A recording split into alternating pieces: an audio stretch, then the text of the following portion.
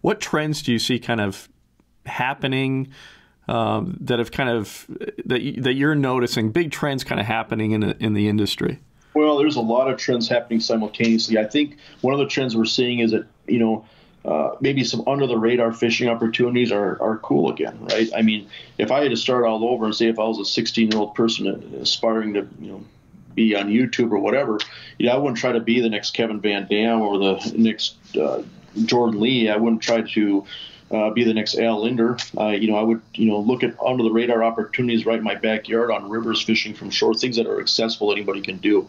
And some of it is just sensationalism, right? I mean, something is trash until somebody makes it cool. You look at the channel catfishing on the Red River. When I was a kid growing up, Red River was this dirty brown river and nobody paid the time of day to it. And then all of a sudden some guides started popping up and doing some stuff and, kind of made it cool, right? Catching all these big fish. It's like, oh, you do it, and it's fun. And it's like, wow, and so, carp can be that. Suckers can be that. I mean, just, there's got to be some sensationalism to make something cool, something coveted so that people want to do it and then obviously buy the equipment to do it. So I think some of that under the radar, underappreciated stuff is going to rise to the forefront. 50 years from now, not everybody can be hung up on walleyes. There's just not enough walleye water, and they taste too good, so people want to keep them and eat them, and a lot of times people are using live bait, so they swallow, so you have higher angling mortality. You look at some of the high school fishing leagues, for example, the bass fishing stuff is going to keep getting bigger. I mean, bass fishing always had a following in Minnesota, but 25 years ago, it was way, way smaller and way better than it is now. Right. Some of these bass lakes, some of these, they're starting to resemble stuff you see in Texas. They're starting to get some pressure now. Yeah, it's unfortunate. We got to work a little harder, right? But it's getting a lot more popular. I think the bass thing is going to continue to grow. And then you look at like the zebra mussels and stuff, cleaning up some water, whereas, some of these smallmouth populations continue to expand in some of these lakes where they're always there. 10 years from now, Leech Lake might be the next Mille Lacs. So there's some trends that way that we're seeing. As far as technology and stuff, what I find is that most people that buy the technology still don't know how to use it. It's kind of a double-edged sword. So if you can afford to have all these bells and whistles, you got to work pretty hard to pay for it. Okay, well then you're not on the water. Okay, and if you have all the time in the world and you're fishing all the time, well, you probably don't afford to buy the newest stuff, right? And so it's kind of the catch-22. And so I don't know if technology is really as big of a it accelerates the learning curve. It used to be where somebody would spend their whole life learning a lake and getting really good at fishing, whereas now I see people really good at fishing in 3 or 4 or 5 years. The learning curve is pretty dramatic. Lake master chips and, all this stuff, right? Side imaging, whatever. You can figure all this stuff in a hurry. There's a lot more information out there now.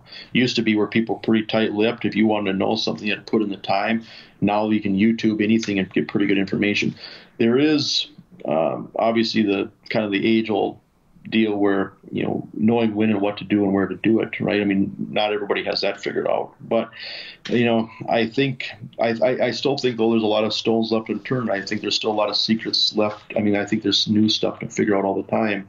I see that sometimes, or hear it sometimes, where people say, "Oh, there's nothing new in fishing." I miss the early '90s, when planer boards came out, all this stuff was brand new. Well, there's all kinds of new stuff. You're just not working hard.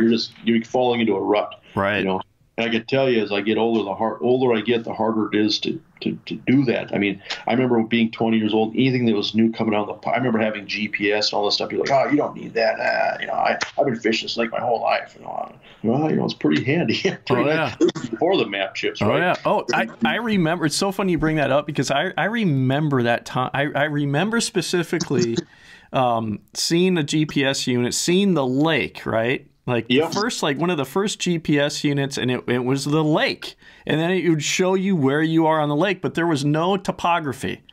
Yeah. And I remember going, you know what? It would be so awesome if they could lay a topography on the lake then, you know? And that was some revolutionary thing to have and sure enough, it wasn't long after that. But I remember I've been doing this for so long. I've been eat up with fishing for so long that I remember when GPS maps on a graph did not have topography. Yeah, well, I can even remember when they didn't even have the lake outlined. Loran Sea. And the positioning was terrible, where you'd drift and then you'd kind of disappear. Then you'd have to run back up ahead of your marker buoy and drift through again to see where you're at, that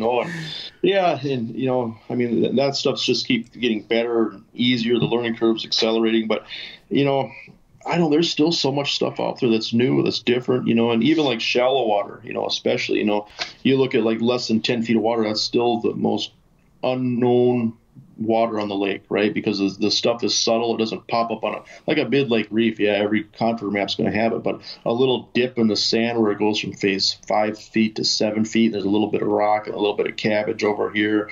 That stuff still doesn't pop out yet. Right. Pop to you on a map. So, yeah, I mean, there's always stuff.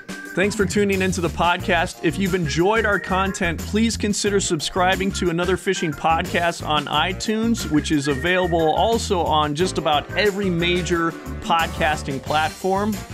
We'd love for you to subscribe to our YouTube channel, Angling Uploaded. And for exclusive benefits, become a member on Patreon. So go to patreon.com and search Angling Uploaded, become a member.